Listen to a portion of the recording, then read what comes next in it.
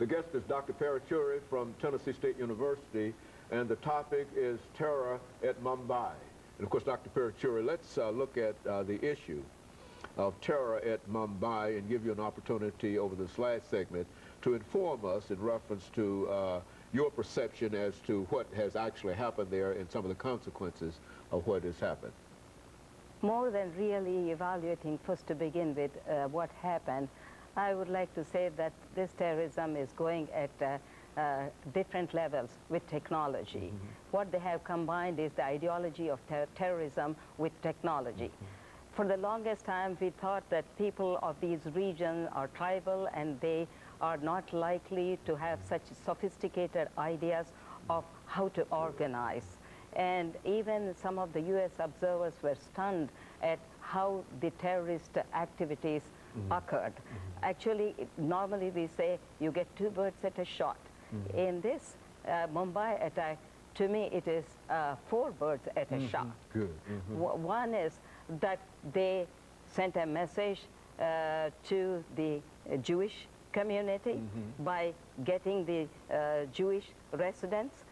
Secondly, the Mumbai business community by hitting one of the 2 of the major hotels where much of the business people congregate, and at the same hotel they targeted the Western guests. So that is the third attack, to send a message to the world that we don't have to come to your home, we can attack you anywhere. You're going to be vulnerable all around the world.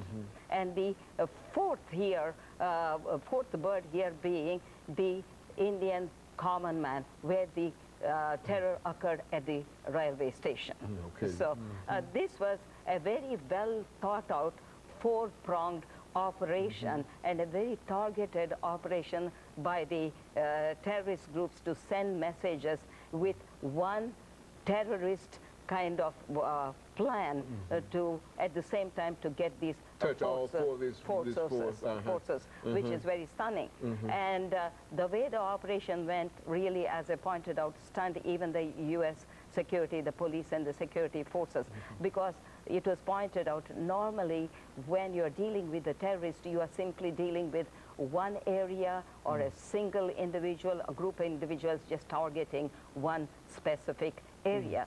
But Mumbai scenario is absolutely mind-boggling because it was much sophisticated and supported by the most sophisticated technology, because they had GPS, the satellite telephones, you name it, they had this sophisticated technology. So you can no longer write off these people as tribal who do not know any better. So when we are talking now today about third world politics, you no longer can talk about its poverty or all other variables that we talked about the third world politics. Today, when we are talking about third world politics, you may have to include terror.